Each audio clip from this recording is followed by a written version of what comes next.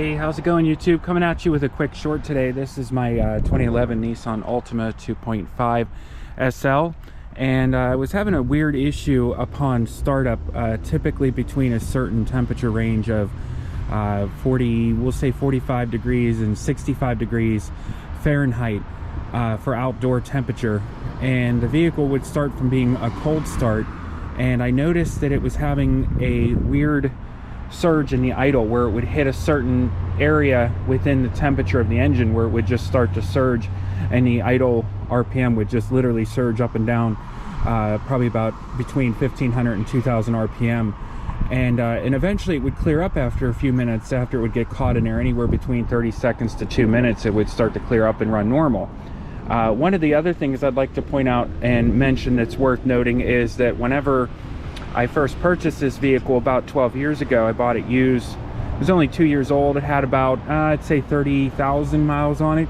It's always had this weird, I would say, a single fish bite miss during initial startup whenever the engine would be completely cold. So from a cold start, I'd start it and the engine would be idling, and then all of a sudden it would just, boop, it would just miss like real hard, and then it would be fine. Well, since I found the problem and repaired it as of today, that issue has also gone away. So apparently the issue was the engine coolant temperature sensor was failing, and when it got into a specific range of temperature, what would happen is the engine was no longer getting, the computer was no longer getting the correct data for the fuel air mix ratio, and it was causing the engine to basically go into like a surge. I thought at first that it might have been the mass airflow sensor, which is located right here. The mass airflow sensor has the built-in air temp sensor built right into it. And when I was looking at data on it, the first thing that kind of put me into the weeds originally with this was the engine temperature sensor, which is located on the driver's side. If you look down here, I'll put my finger pointing right at it. You could probably see the wires there. And it bolts right into that little coolant housing right there that's on the side of the engine there. But it basically is held in with a 19mm, and there's a little crush washer that goes around here. This one still has it on there. I don't know if you can see that, the old one, but it comes with a new one in the package. But anyhow, the problem I was having was when I was looking at the data, I noticed that the mass airflow sensor was skewed about 10 degrees below what the actual outdoor ambient temperature was, and I originally thought, that might be something, but once the engine was started, that was just key on, engine off from a cold stone engine. I noticed once that I went ahead and started the vehicle, it quickly updated to the correct or close to the correct outdoor ambient temperature, so I wasn't too concerned at that point. What did concern me was immediately I noticed that the coolant temp sensor jumped up 138 degrees within 4 minutes of running, and there's no way that at 44 degrees outside that an engine temperature sensor should jump up to 138 degrees increase only in 4 minutes. And then of course once it got up to about 100 and I would say 45 degrees on the live data reading is when the engine started to do the rev, where it just wouldn't idle, it just kept revving, and then eventually it cleared up again. So with that said, that gave me enough information to go ahead and presume at this point that it had a failing engine temp sensor, so went ahead and bought a new one. I ordered one on eBay, an actual genuine Nissan one.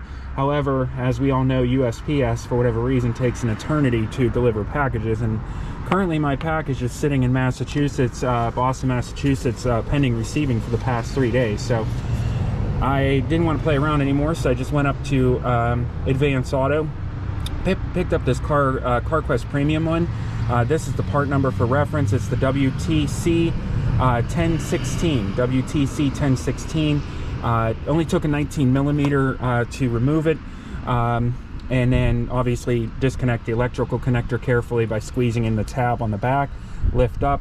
19mm. I put a paper towel down to basically prevent it from leaking any coolant. No real coolant leaked, so I mean, as long as you're doing this on a stone cold engine and you're level, if you do it very, very quickly, you really don't need to drain the coolant. I might have dropped maybe a drop or two, and I literally mean like a raindrop worth or two of coolant. It did not come pouring out of there because the engine was cold.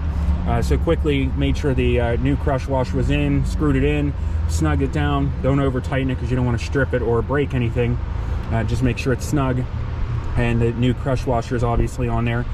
To get it off, it was real simple. I basically just went ahead and got a set of needle nose pliers and squeezed these little clips here, which releases the wire.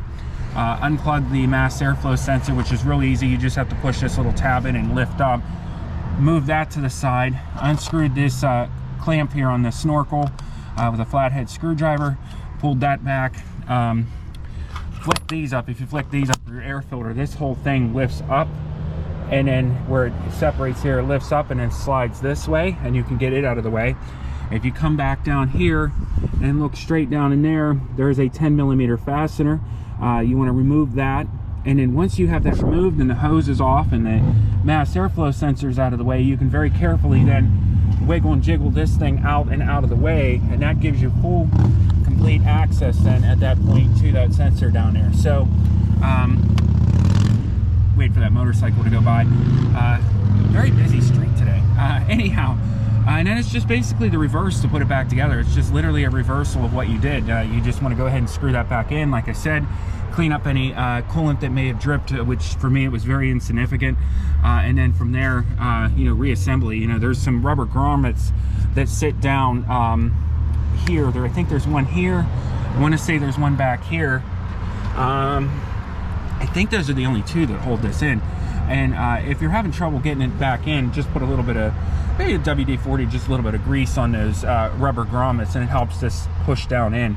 And then you can put your screw back in. Now, if you're having trouble getting the fastener in back there, I just took a little piece of paper towel and stuffed it in my socket and then put it over the bolt. And what that did was gave me the capability to keep from just dropping it down in there and losing it. That's it. I didn't have any check engine lights. I didn't have any engine codes for this. I had to completely go off of live data. Unfortunately, like I said, this problem only existed within a certain temperature range. So if I had a really warm day outside, I'd go outside, start the vehicle, and it was perfectly fine. If I had a really extra cold day, and I mean below 45 degrees, once again, ran fine, never acted up. It was only when it sat overnight for at least 8 hours, and it would get into that, I'd say, drop into like 45 degree to 61 degree range. And that seems to be about the sweet spot of where that dead spot was in this sensor when it would start to run and warm up. And it just, like I said, the RPMs are just zoom, zoom, zoom, zoom. So first thing I did, obviously, what anybody probably would do is clean your mass airflow sensor and clean your throttle body, just thinking, hey, maybe there's something going on there.